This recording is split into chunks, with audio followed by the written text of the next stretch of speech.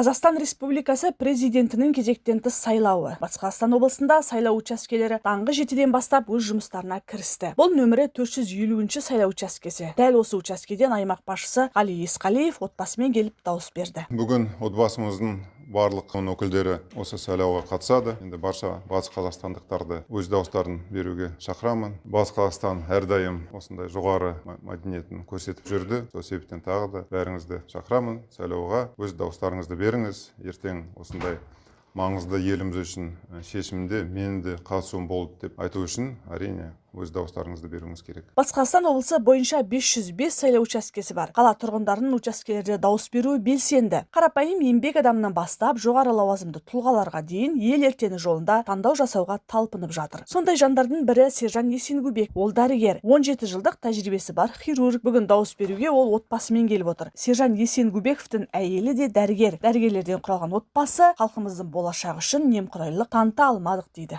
Бүгінгі біздің жанұямызға ерекше күн.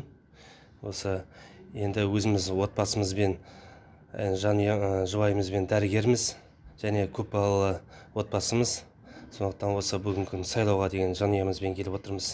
Қазір еліміз жарқын дамуда, Қазақстанымыз және осы қазіргі дамуымыз дәрігерлерге маңызды, көптегенде іс-шаралар, істер жүргізіліп жатыр. Өсіп келе жатқан ұрпақтарымыздың келешегі зор болу үшін соған лайық деп танылған тұлғаға өз даусымды бердім. Асқақ армандарымыз және алға қойған мақсаттарымыз орындалып, үлкен дамыған ел болайық деп соған сенемін.